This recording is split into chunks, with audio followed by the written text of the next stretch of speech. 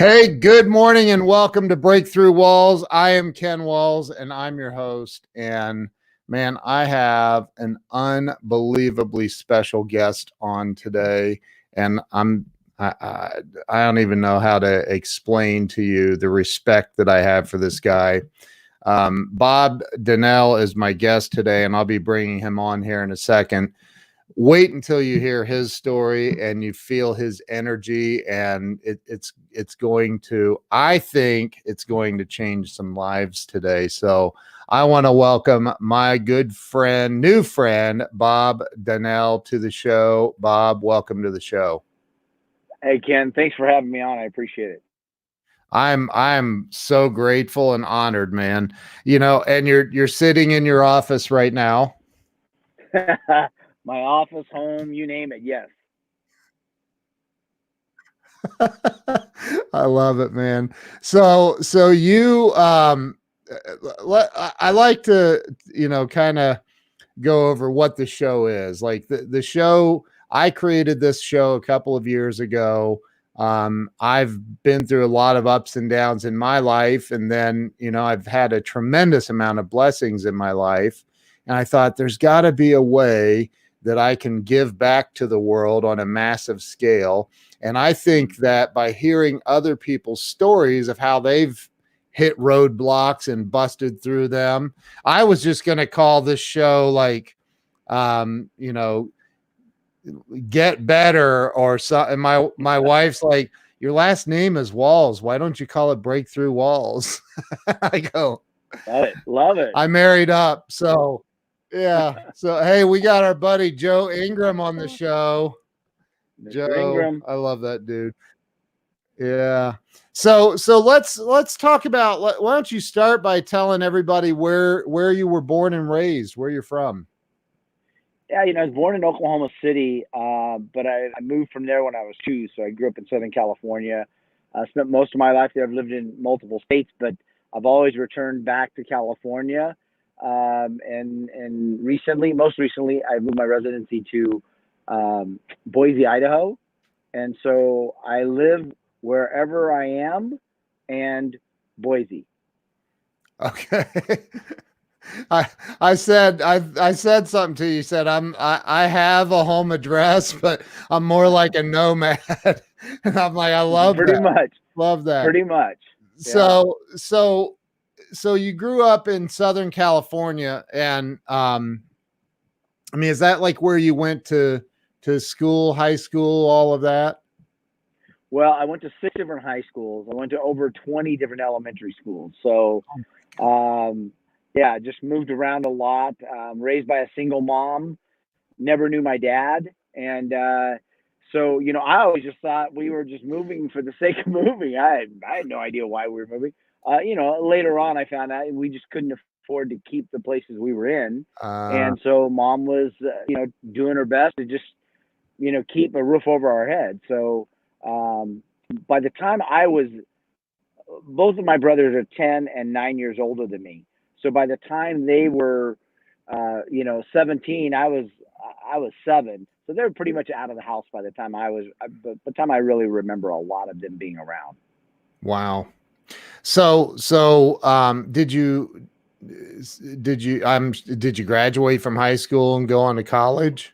I did. It was a touch and go there for a long time whether I was going to make it through or not. But I remember a great story about my mom that I share a lot. When I look at commitment, I always think of the pictures that we develop about commitment, and obviously one is definitely my mom. And I remember my mom was diagnosed with cancer when I was 15, and she was given 6 months to live. And I remember getting up in the morning, or early in the morning, like 2 in the morning, I would give her morphine shots. Oh, And I remember one night I come out and she's out on the porch and she's crying, and I go, "Mom, are you okay?" She goes, "Yeah, okay." And I said, "Are you in pain? Do you need another shot?" She says, "No." I said, "Well, are you afraid of dying?" And she looked up and she said, "Bobby, I know I'm not afraid." I said, "Then what's going on?" She says, "I'm sitting here and I'm afraid that I'm not going to make it to see you graduate from high school." And I remember thinking, the wow. the chemotherapy, the morphine shots, the knowing that you're not going to be around, and the biggest concern you have is you're afraid you're not going to see me graduate high school. So she died in October. I didn't graduate till May. So she didn't see me graduate high school physically here. But, it was just such a great testament to me that, sometimes the things that we're committed to can be huge on an emotional effect. Yeah. And on a physical effect, me graduating high school really wasn't that big of a deal, but to her it was. So I graduated high school. Wow. Wow. And did you go to college? I went to 2 years of college. I founded my nonprofit organization working with suicide prevention and crisis management when I was 19 and a half, 19 years old. And so at that point, my board of directors became my college. I had a psychologist, psychiatrist, marriage family therapist, sergeant of narcotics for LA County PD, an attorney, and a public school principal. So I had a great board of directors. And during that time, I realized that really was my education. At 18 years old? Yeah, I found it in 19, I think is when I first started. Yeah. Oh my gosh, man. What? Okay. What was and it was suicide prevention? Crisis management and suicide prevention, drugs, all that stuff. Work with kids typically. It was interesting because, yeah, go ahead. Why? I'm just like, Okay, something had to be driving that. Like, I would think. The interesting thing is I look back now and I see it. Then I didn't really understand what was going on, like so many things in our lives, right, Ken? Yeah, yeah. And one day I was just with some friends and some people, and all of a sudden this gentleman walks up and goes, "Hey, Bob, what do you want to be when you grow up?" And I'm like, "I'm 15 and a half. I mean, really? I don't know, but why are you asking?" And he says, "Well, you can learn a product or a service or an industry, or you can learn one thing that will drive every product, every service, in every industry." And I said, "What's that?" And he goes, "Human behavior. If you understand human behavior, you'll be successful in whatever you're doing." And I went, "Fair enough. Sign me up," like, kind of facetiously. But, what he knew was that my mom was medically speaking, they were saying she wasn't going to be around much longer, more than 4 or 5 months after that. So she, in his mind, he was trying to lay the foundation for me. I didn't know that at the time. But when he said, yeah, I said, "Well, okay, what I want you to do is I want you to go back when school starts. I want you to become a peer counselor at school or through your church or whatever." I'm like, okay. So I went and did that and had a great time, great experience. And at 19, I had a kid that I was working with. He was about 14. And, I was just doing my best. And all of a sudden, his stepdad, who happens to be an attorney, said, "Bob, come by my office." And I don't know about you, Kim, but when you get called to an attorney's office at 19, you go, "What did I do wrong? What's up? What did I say? What did that kid say about me?" Type of thing, like, what did I do? Right. And, at 19, or any kid, right?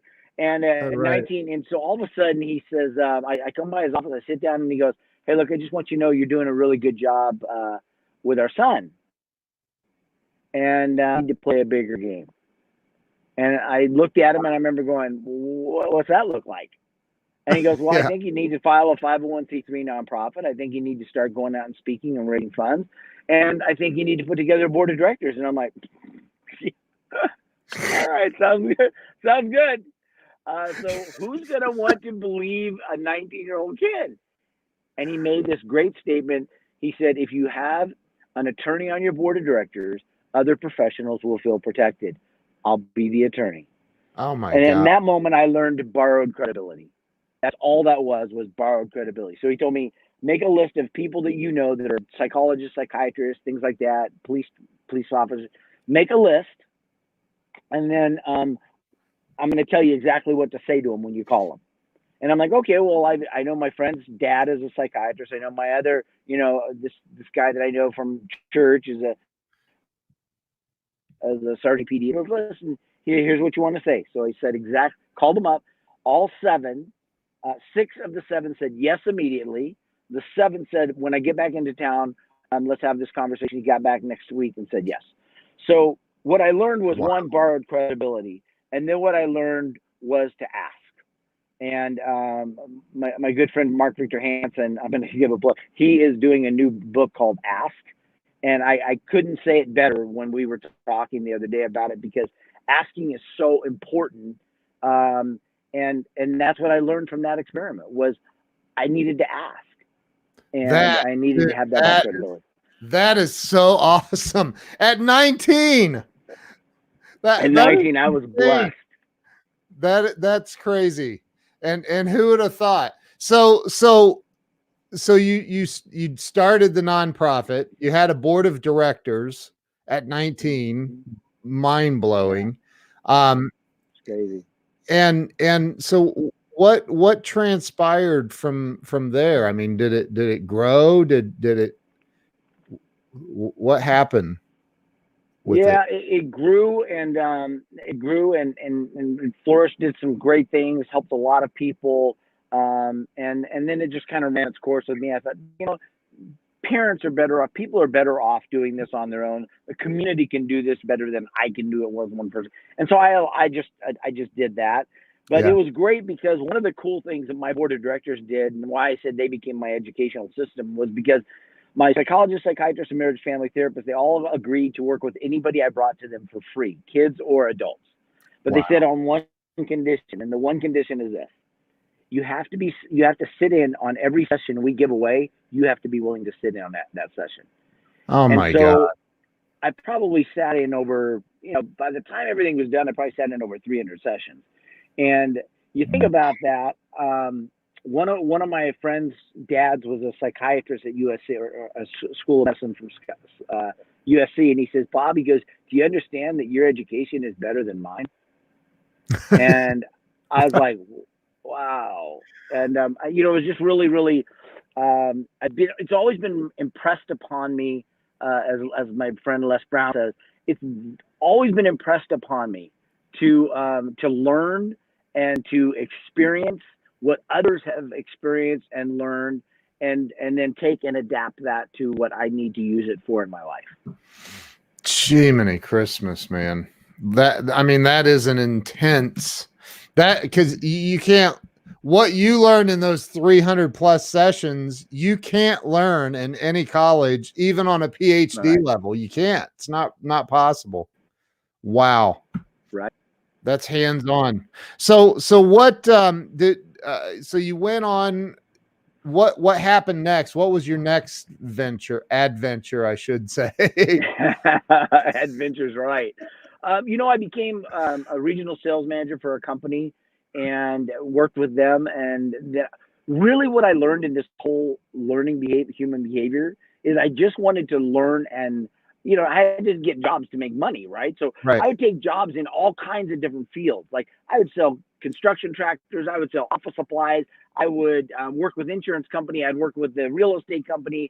I was always looking to say, how does human behavior affect this industry, or how does this industry affect how people behave? Right. And so I was always looking, and and it was great because it kept food on my table, but it also it was experiences. So I have some great mentors in my life, and I've always just believed that if you just learn from others, you can avoid a lot of costly mistakes. And so I made it a practice, and I'll give you one. I went up to a guy one day in my church that made $6 million the year before. Everyone knew it. Everyone talked about it. And I walked up to him and I said, hey, can I buy you breakfast? And I was probably 25. And he says, yeah, sure. So we sit down for breakfast the next couple of weeks. And he goes, I know why you want to have breakfast. He goes, I know you want to ask me how I made all that money that everyone's talking about at church. Yeah. And he's really humble, nice, really nice guy. And I said, no, I really don't care about that. I said, I've got a different question for you. And he goes, why? And I said, well, one, just because you made money that way doesn't mean I'm going to make money that way. So I said, but I've got a different question. He said, what's the question? I said, the question is this: who did you have to become in order to make that money? That is brilliant. And he looked at me and he goes, I've never been asked that question. And I said, well, I believe, and it became one of my next level pillars, I believe that the quality of your connection will always be determined by the quality of questions you ask. So that's my question. And he goes, I'm going to have to think about that. Don't know that. I said, here's my next question. I want to work for you for free 1 day a week. 1 day a week, undefined number of weeks, just until we both agree. But I want to work for you for free. And he says, Bob, I'm 42 years old. I'm retired. I got nothing for you to do. I said, man, I'll be your gardener. I'll wash your car. I don't care. He goes, why would you be willing to do that? I said, I just want to be around you and see how you live your life. And he said, okay. So he invites me over to his house a couple of days later and says, let's get in the car where we're going. I said, where are we going? He goes, when somebody's mentoring you, don't ask. Just do. So I learned that really quick.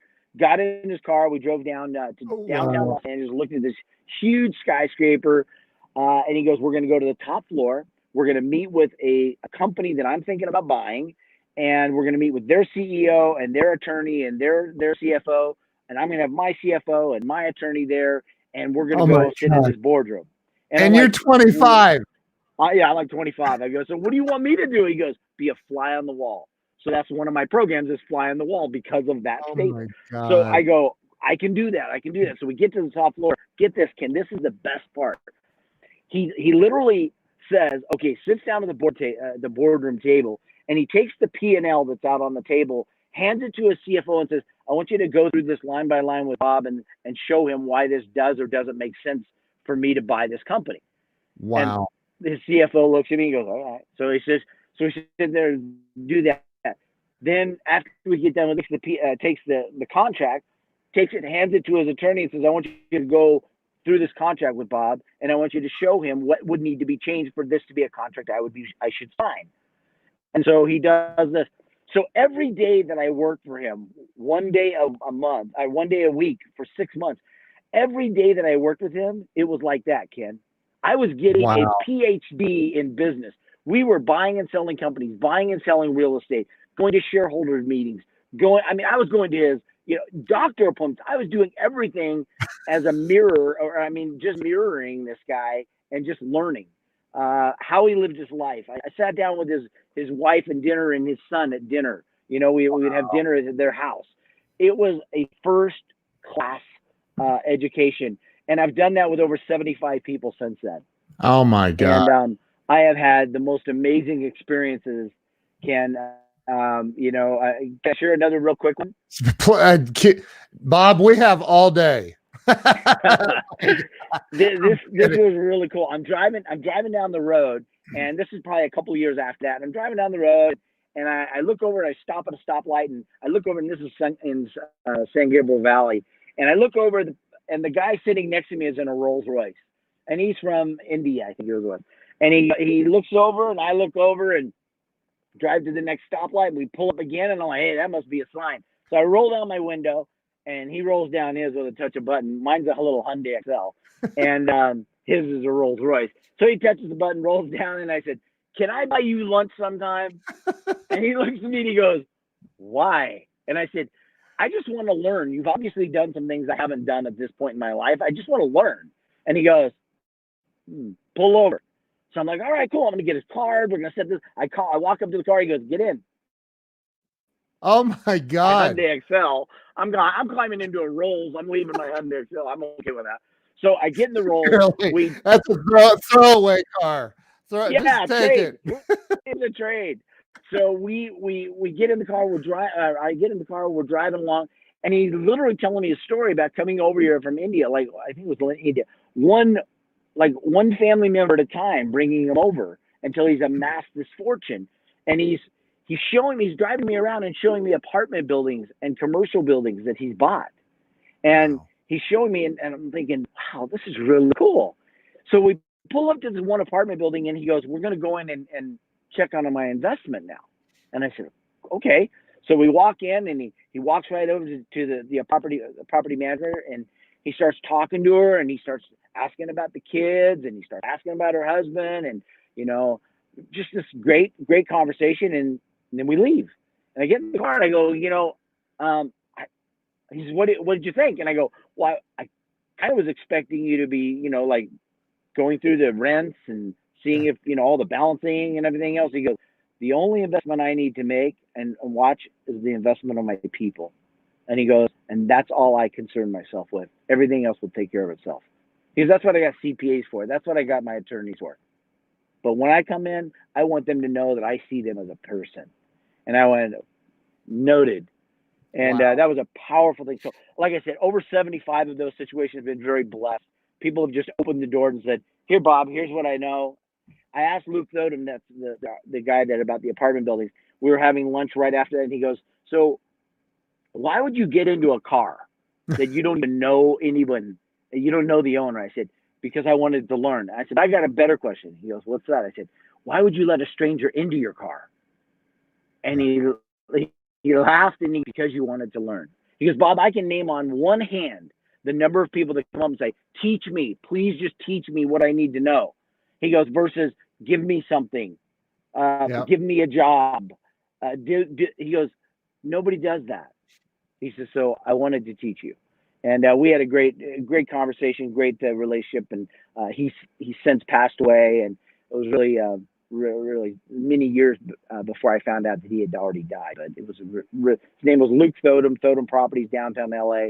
Amazing human being. And that there's such a valuable lesson in what you just said. And I know you already know that, but for anyone watching, like I have a young man that came to me several years ago delivering pizzas for a pizza company. And he delivered a free pizza to me. Now it had pineapple on it. So I was like, what the hell is this? Who put pineapple on their pizza?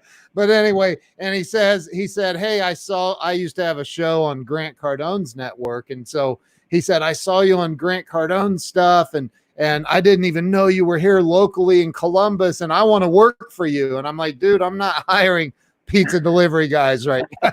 And he goes, no. I'll work for free. I'll clean the bathrooms. I just want to be around you and absorb knowledge. And so I taught this kid marketing. He worked for free. And now he works for my buddy Jeffrey Gittimer full time. Like he's like, I love it. Right. So that's that's what I'm talking about is there aren't people come with their hand out instead. And I think was it Brian Tracy that said years ago, I think I read it in one of his books, like go work for somebody for free if you have to get the knowledge. Right. Absolutely. It's unbelievable, Bob. I'm blown away already. So you obviously you went and you became a somewhat of a business icon, right? I don't know about that, but well, hey, we have some amazing people watching right now. I don't know if you can see the comments or not, but God, I can't see any of them yet. Ben Gay the third. I don't know if you know him or not, but Ben is amazing. Vicky Fitch with some amazing people on here. So I know Vicky, I know Ben Gay. Yeah. Awesome. Yeah. Those are friends of mine too. So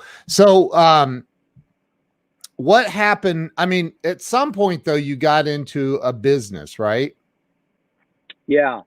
I started multiple businesses. I started one, a little coffee business. You're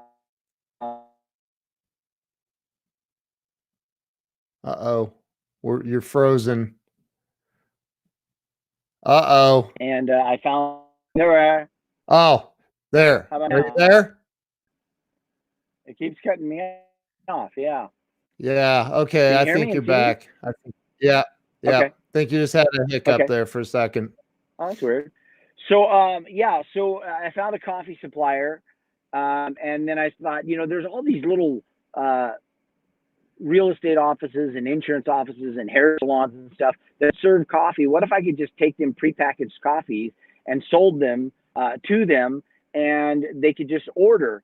And so what I started doing is I said, okay, I'll bring you by a case, and then I would find out that how often they order, how often they needed it. So it saved their office managers from having to run out to the store and get coffee. And I would bring these prepackaged coffees into them, and then I started giving them the creamers and all that sort of stuff. And so I built it up. So I had these offices that would just order, or they would say, okay, bring me 2 cases a week or bring me whatever. And so I built that up, and that was a blast. It was a great experience to just learn to build something like that. Then, man, then I started a company called, I started doing consulting and training for companies. So go back 22 years ago, I witnessed a car accident that took the life of my 3-year-old daughter. And in that moment, nothing really mattered as far as teaching people how to make more money, teaching people how to sell better, teaching people how to time manage. And I really went, I'm done, tap out.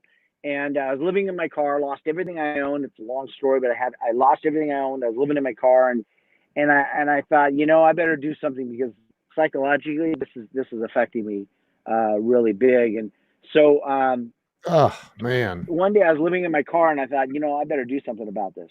So I started writing what are now my book, Mastering Your Inner Game. It's the 7 Pillars of Mastering Your Inner Game. So I began writing it then. The interesting thing was I started saying, how do I reframe a tragedy? Because if I don't get over this, it's over.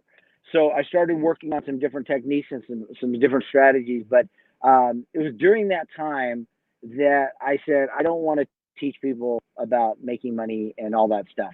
I really want to focus on one core pillar. And that one core pillar is who you are is more important than what you do, because who you are will determine the quality of everything that you do. And when I wrote that down, I said, that's the statement that I'm going to live by. That's the statement so everything I've done since then has been built on that principle alone. And that pillar is who you are is more important than what you do, because who you are will determine the quality of everything that you do. And so I started going out and speaking on organ donation, speaking on, loss of a child, speaking on to corporations and to sales organizations about, getting this part right, so that you have a foundation to build your sales career on, or your business on, or whatever. And so that's kind of where it took me. So since then, I've really been focused on helping teams, companies, and individuals build a foundation that they can truly build their business life, whatever, on. For those watching, if you haven't seen Bob's TEDx talk that you did, I think in Sugar Land, Texas. Yeah. Holy moly.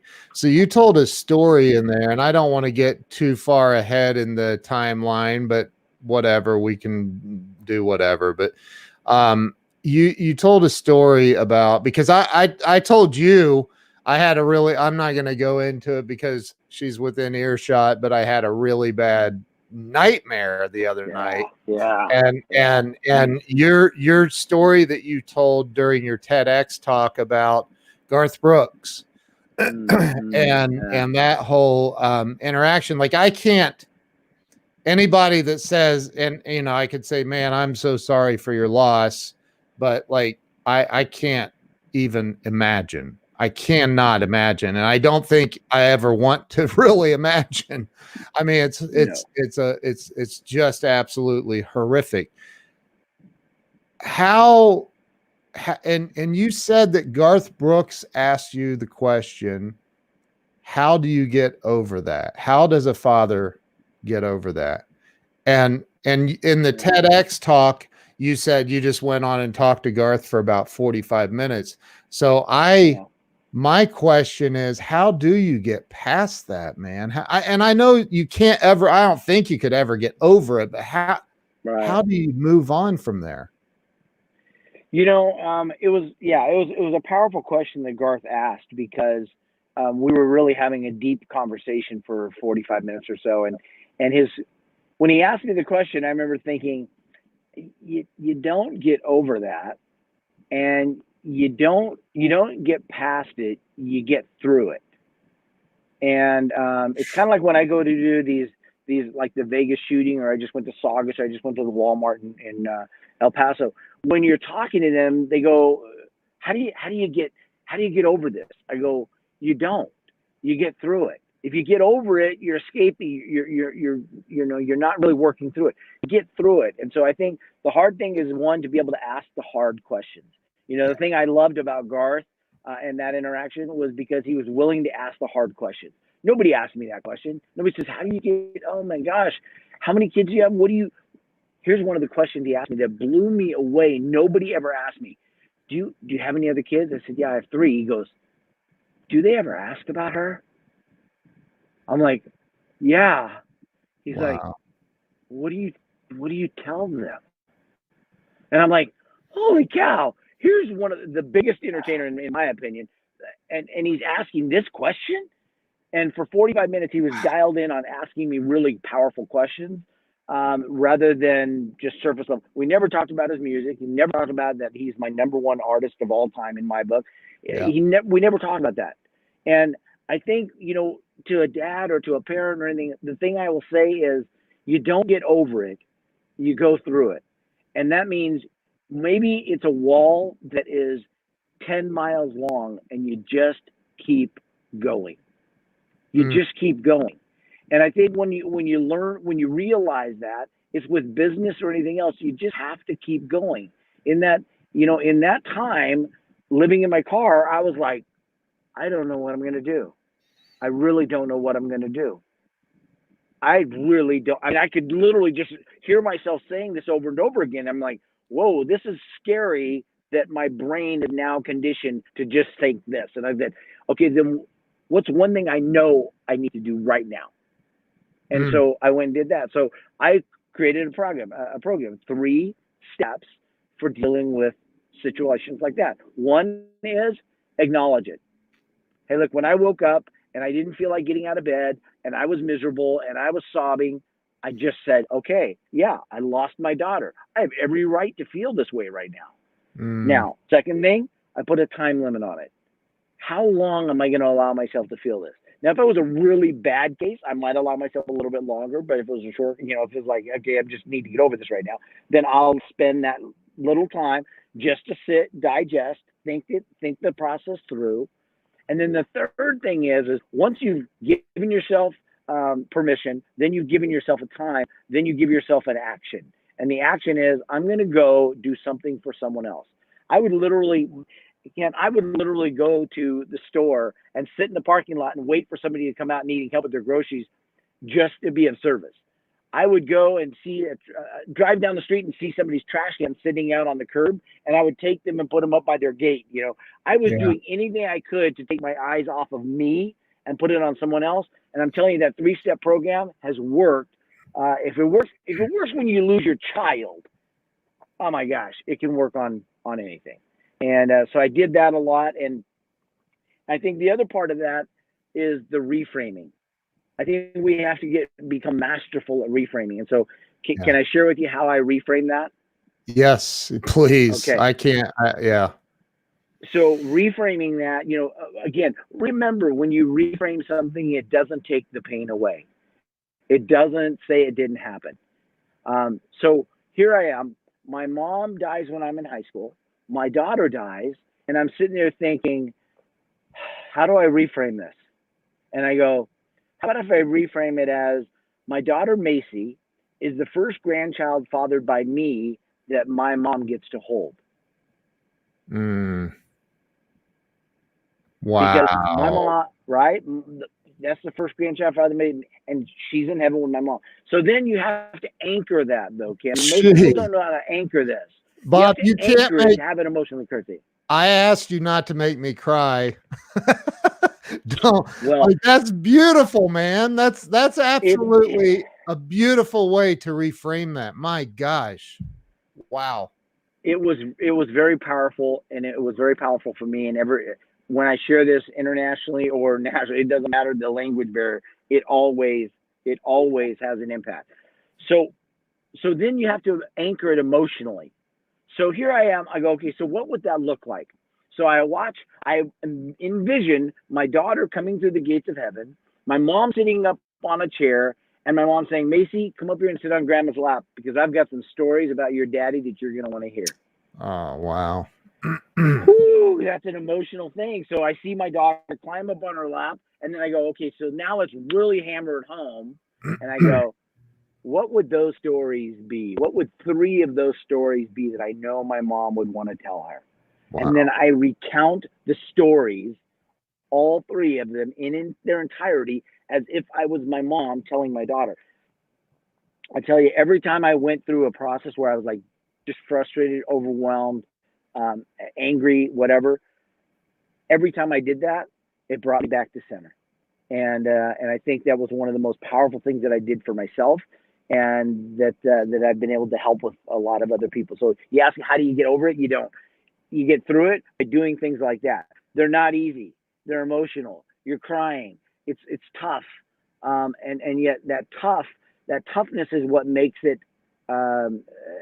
even more applicable to life, because life can be tough sometimes. I don't care how motivational you are. The Bible has a great thing. It says the rain falls on the just and the unjust. Doesn't matter. Absolutely. Wow. So I almost broke down on that. That was so freaking powerful, man. How long ago was that now? How long is it? That was about 22 years ago. 22 years. My gosh. So you have other children? I do. 3. 30-year-old daughter named Brittany has got 2 kids, married. Got a 28-year-old son who has a 28-year-old son who also has a 6-year-old son. And then I've got a 26-year-old son who's currently in the military. Wow. That's awesome. And so, gosh, my brain is like, I was afraid of this.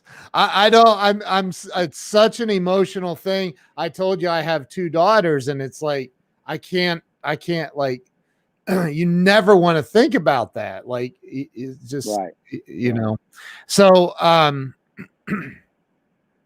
along the way, and Joe Ingram dropped a comment a little bit ago saying you need to tell the Garth Brooks story. I'd like you to tell people about the card.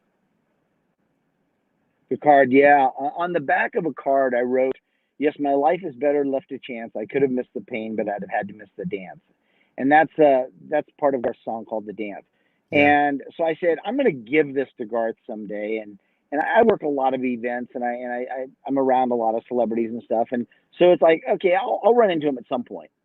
And but for 2 years, he was every event that I was at that he would have normally been at, the Academy of Country Music Awards, he wasn't there. And so I kept thinking, this is really bizarre that I'm missing this guy. And all of a sudden, one day, I'm at this event at WB Music Awards. No longer, it's something else now, in Las Vegas. And I'm standing back in the auditorium with a couple of the different artists, and all of a sudden on the PA comes Mr. Garth Brooks, please come to stage for rehearsal. And I'm like, I didn't know he was going to be here.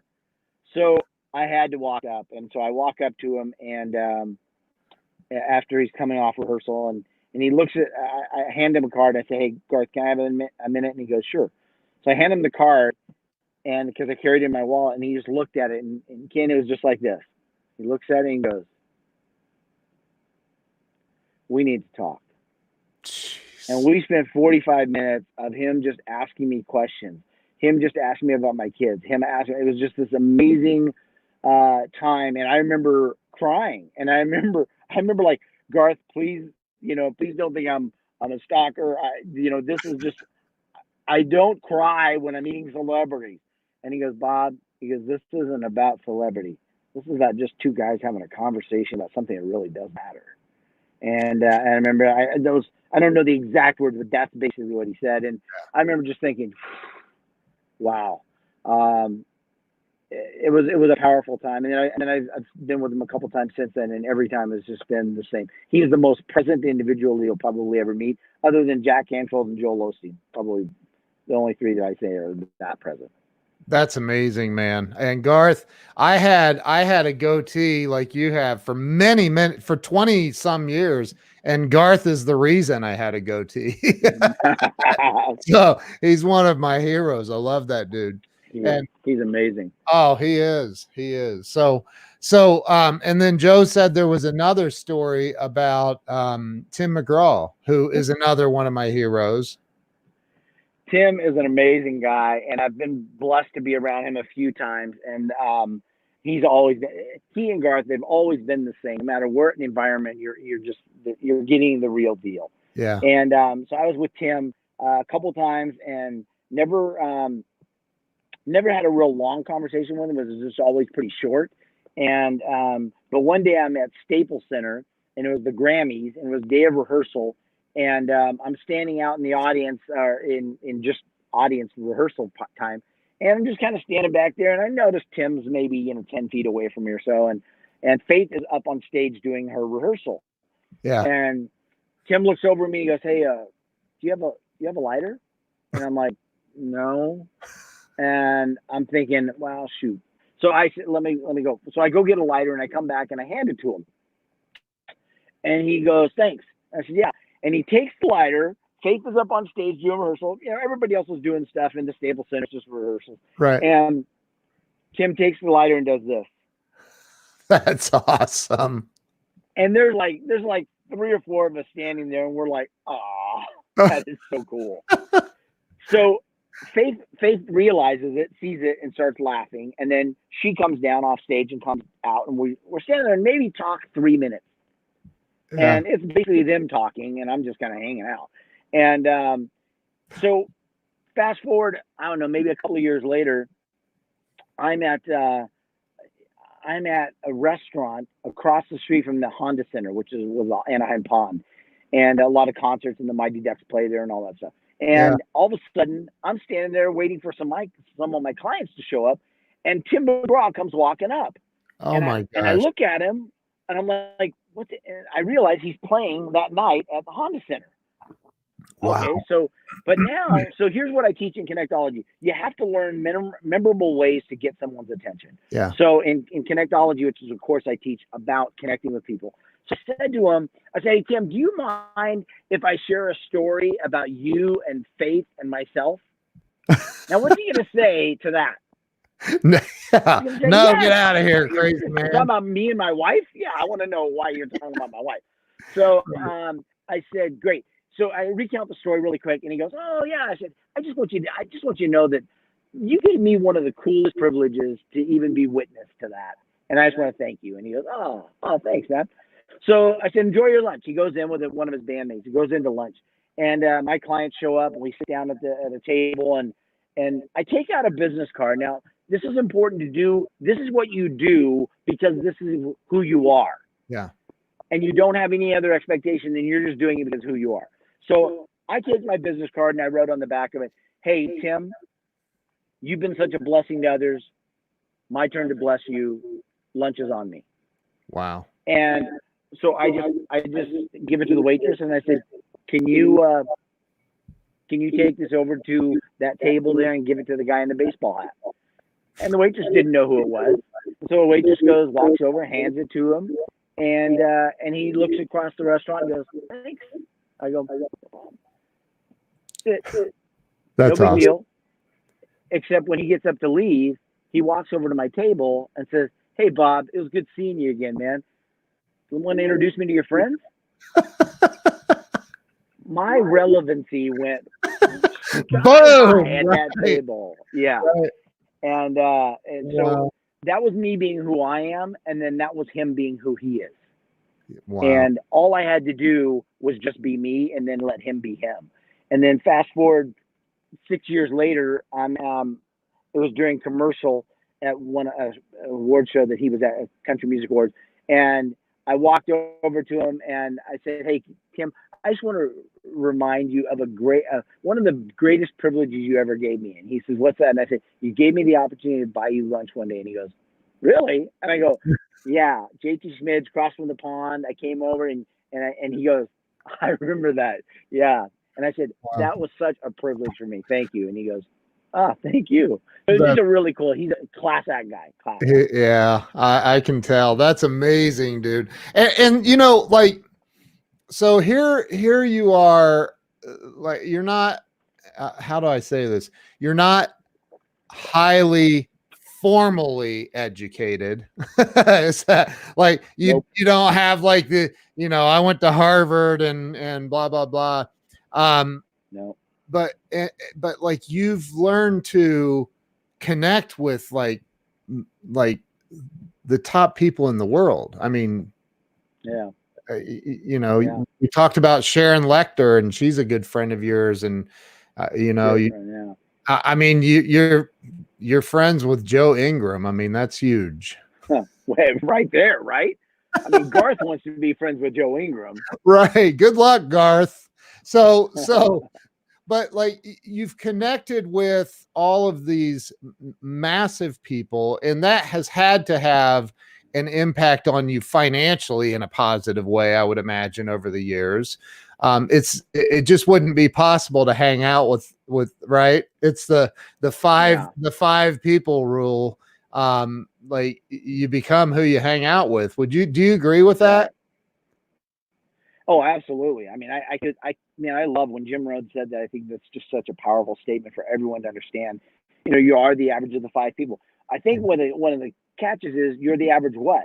Well, you're the average health, you're the average relationship, you're the average finances, you're the average everything Yeah. based on who you hang out with. And so there I started an organization called Next Level by Association 10 years ago that Joe's a member of. And we sit down and we have a formal dinner once a month.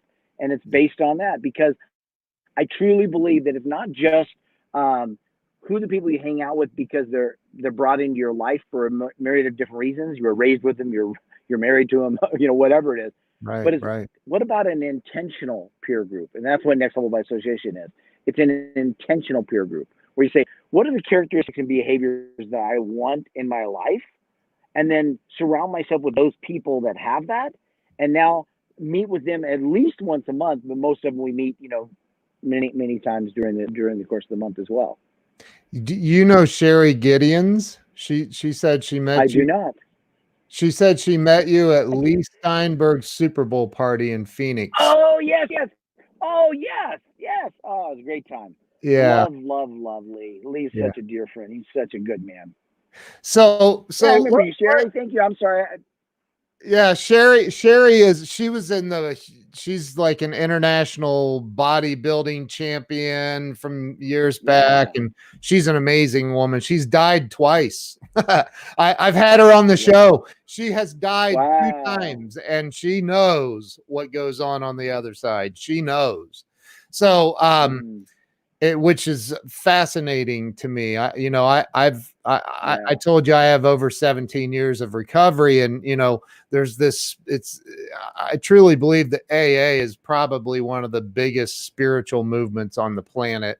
Mm, But mm, like I learned, you know, years ago after I got sober that we're spiritual beings having a human experience, and then absolutely. along the way, I've just met all of these people that have confirmed that. I mean, seriously. So Yeah. you, when, you know, I know you run into people and you've worked with thousands and thousands of people all over the world that get stuck. Maybe it's the loss of a child. Maybe it's a financial thing or a job loss or an abuser in their lives or you know, whatever it is that you've run into people that are stuck. What, Mm-hmm. in your opinion, what do you think the number one thing is that keeps people stuck? Because if you're stuck emotionally, I think you'd agree with this, you're going to be stuck in every other area of your life. Yeah. Yeah. Yeah. I think, you know, one of the next level pillars that I taught that is that I teach a lot is called whatever becomes acceptable becomes inevitable. And Mm, so, good or bad.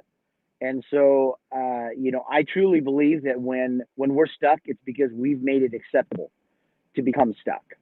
mm, And when I say that, people resist immediately. But let me explain. When I meet somebody and they say, you know, I'm in this abusive relationship, and I say, well, how long has it been acceptable to be in an abusive relationship?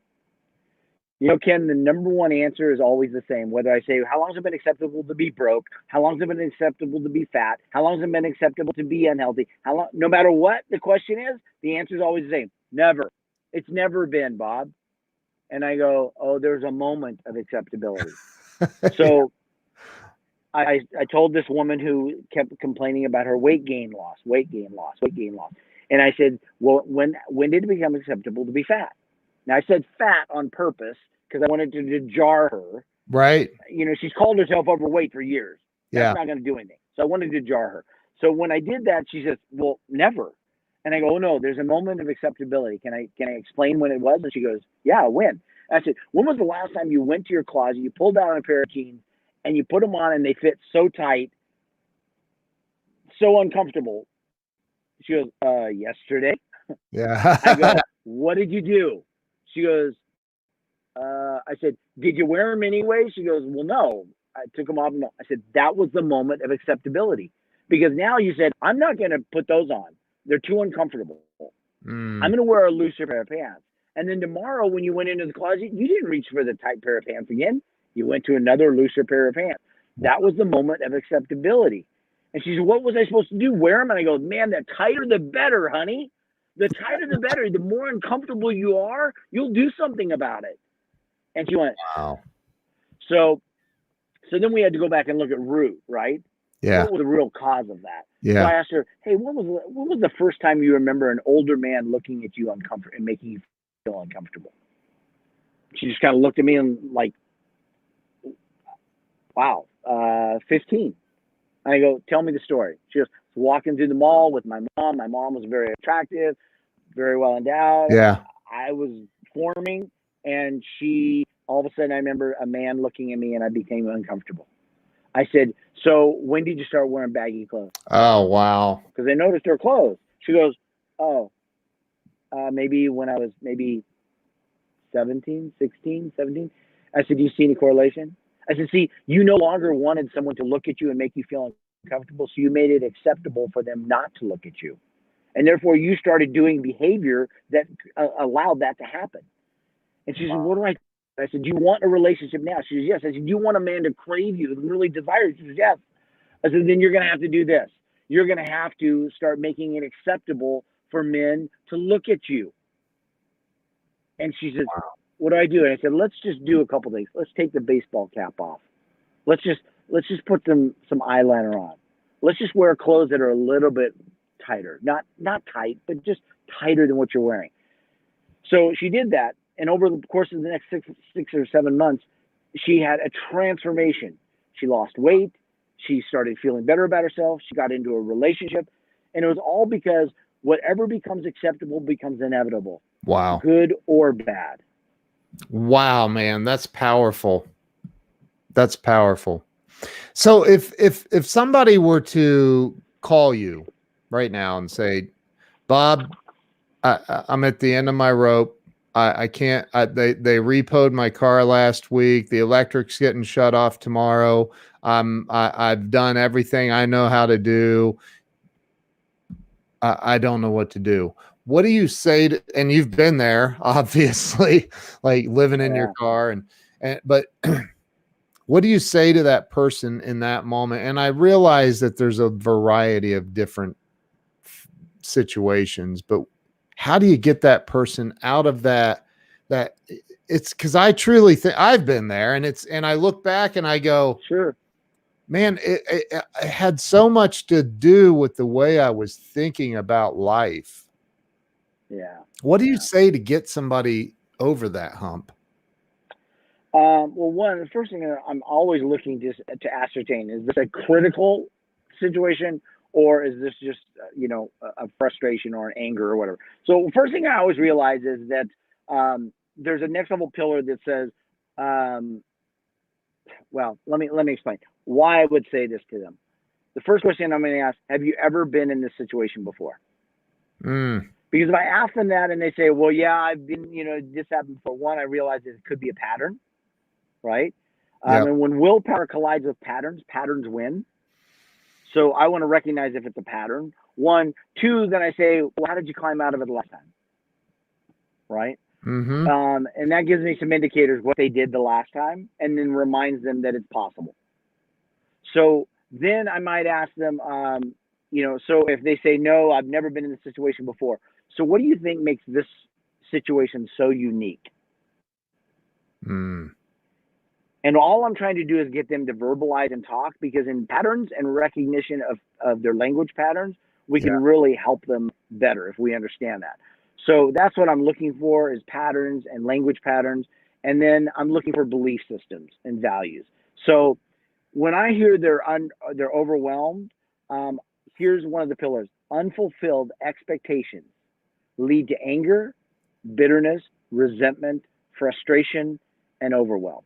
Yeah. If somebody expresses any one of those comments or multiple of them, I know that they simply have an unfulfilled expectation. So then I say, well, what were you expecting to happen in your life by now? What were you expecting to happen in that relationship? What were you expecting to happen in your career? Whatever that is, what were you expecting to happen? And what we're going to do is we're going to zero in what the unfulfilled expectation was, Yeah. and then we can start really doing some work. You know, when somebody has a wife or a husband cheat on them, they're not angry because they cheated. They're angry because the expectation that they wouldn't cheat has been violated. Right. Right. Right? Right. When you're doing a great job at your job and you get fired or let go because they lay off, you don't get mad because you're laid off. You get mad because the expectation is different. Yeah. Yeah. Wow. This is powerful, man. This is powerful.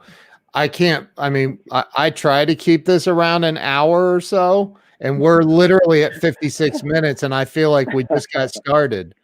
So, Mm. so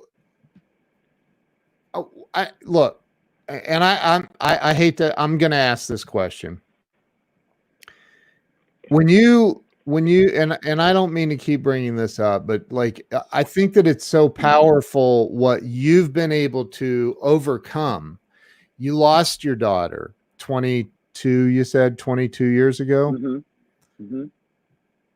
And at some point you were able to move on from that, like, and still generated what appears to be some pretty massive success in your life. And I don't mean just financially, I mean spiritually, Right. emotionally, everything. And you've spoken on stages all over the world. You've written how many books? 3, 4? Written two are still in the process. Okay. And you've done all of this incredible stuff. How did you, because I've been through loss myself personally, and it took me decades to feel like, okay, I can try again without losing, right? Like, do you know what, does that make sense? Like, did you find Sure, yourself like, absolutely. why even try? God took my daughter from me. This is ridiculous. Why would I even try again? Yeah, I mean, I think again, I believe that the quality of connections is going to be determined by the quality of question you ask, and I think I've learned to ask better questions rather than why even try again. It's like, ask a different question. Why would God take me? Ask a different question. So I learned how to frame different questions. Yeah. But you got to remember, I mean, you didn't my bio. I mean, when I was 15, my mom was diagnosed with cancer. She died when I was in high school. The only father figure that I'd ever known was a family friend, and he died of a drug overdose. My daughter was killed in a car accident. My brother committed suicide, and then my granddaughter, the most recent, my granddaughter died of SIDS. So I've been a child lose a parent, parent lose a child, sibling lose a sibling, and a grandparent lose a grandchild. So that brings me to this point. How I create everything is, it's called a principle I teach is called price paid. It's the price you pay. Everything you've been through in your life is the price you've paid to be who you are today, Ken. Everything, the good, the bad, the ugly, everything is the price you paid. Now, what most people, I realize in studying human behavior, what I've realized is that most people, they take that price paid and they keep reliving it, and they keep asking the wrong questions. And so they take that price paid and it becomes an expense. Versus what I teach people to do is, in the process I teach them is, I'm going to show you how to take that price paid and make it an investment, and you start looking for the ROI. And so that's the thing, is when we can ask a different question, we get better answers. When we ask a question that actually serves us and moves us forward, that's a good one. Unfortunately, most of us are like, why? How am I supposed to do this? What's going on? You know, let's ask a different question. Yeah. So what might be a better question, when my daughter died, it was like, okay, so if I truly believe this is a price that I've paid, what kind of investment can I reap from this? How can I find a return on this? And it's like, maybe it's not going to be for me, but maybe it's for that person next to me that they just lost a child, or they lost a child 10 years ago and they're still in the pain of it. And because now I've lost a child, I get it. You know, people come up and say, Bob, you know, I don't know what to say. Good. You're saying the right thing. You don't know what to say. Don't act like you do. Just go, man, I don't even know what to say. I'm so sorry. End of story. We don't need a justification or rationalization on it. Right. When I'm sitting there next to somebody who's lost a child, I now have an arsenal to help them with. So that's the price I paid, and that's the return on investment. Or deep sorrow, deep pain, deep, you know, all of that. All these things I learned from those is the price I paid, and there's my return on investment. So that's all I do is I look and say, when anything happens, what can I learn from this? And then how can I take that and use it for somebody else? I use the hashtag all the time, help others on a lot of my posts. It's that's it, man. That's the secret. Amen. It is. And you've got it, man. You've got it in spades. Bob, I could talk to you all day. I know that your time is incredibly valuable. I am so grateful that you came on today. I have your website address scrolling across the bottom of the video. Everybody on planet Earth needs to be following you. So if you're watching this or you're listening to this on the podcast or the replay, make sure you go to Bob Donnell, DONNELL.com and connect with Bob. Like, dude, you're unbelievable. Like, oh, thank you. I'm so grateful. That. Thank you, man. Thank you for being on. And what's next for you? Anything big coming for you? You know, I've tour. I left about almost 3 weeks ago. I have to be in Orange County every month on the third Thursday of the month for that dinner I host. Yeah. But what I realized was that's the only time I have to be there. Everything else I can do remotely. So I just went on a tour. I went and started in Orange County, went to Palm Springs, went to Mesquite, Quartzsite, Arizona, went to Scottsdale, went to El Paso, Tucson, San Antonio, and then Austin, and now I'm working my way back. And so it's really about me going out, connecting with more people, talking to people, and do these little coffee and conversations. You know, invite a couple of your friends together. We'll just grab coffee and just hang out. I'll start the conversation, and we'll go from there. Or next level by association pop-ups. We're going to start doing some more pop-ups where we're going to do one in Scottsdale on 27th. Sharon Lecter is going to be our guest of honor, and it's going to be a blast because we're going to have a great sit-down dinner with some great people.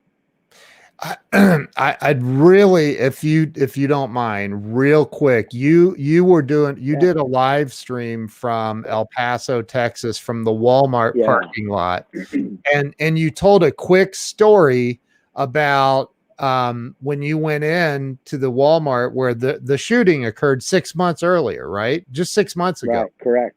Correct. And so tell that story, what you said to the manager of Walmart and what happened real quick, if you don't mind. Yeah. The night I got there was a memorial there. There was a 6-month anniversary, and News Channel was there. And so I had really just wanted to always go there. I went to Vegas. I've gone to Saugus. I've gone to a lot of the crisis spots and just gone and just been a presence there is really all I do, and just connect with people. And so I walked into the Walmart, and I just asked for the manager, and I said, I just want you to know that you haven't been forgotten, that I'm here from California, and I just want you to know that, I know it seems like life is gone back to normal for everyone else, and that's simply because they don't know anything else to do and they've got lives to live. But I just want you to know, as a Walmart customer, as a human being that you and your team have not been forgotten, and I just wanted to encourage you guys. And she like looked at me and she's, wow, well, what? Okay, that's thank you so much. And I go, well, I think there's a thing that I do at this talk called Price Paid, and I think that's meaningful for you guys right now. And I said, and then just for you guys to realize that, man, thank you for coming back. You had a choice, and probably some of them did not come back. Wow. Some of them quit their jobs because they couldn't stand to be in that building again. And I said, and I just wanted to thank you. And she said, could you, if I got a group of people together, would you be willing to talk to them? And I go, absolutely. So she called some of the team members together, and I got to give them the Price Paid talk that I just kind of basically give to you guys, and Wow. And tell them thank you. Dude, you're an incredible, and you're not charging them. You're showing up and just doing it for free. Like it's not. Yeah. I love it, man. It's freaking amazing. Yeah. Bob, I am honored and blessed to know you. Thank you so much. Likewise, sir. I appreciate you being on.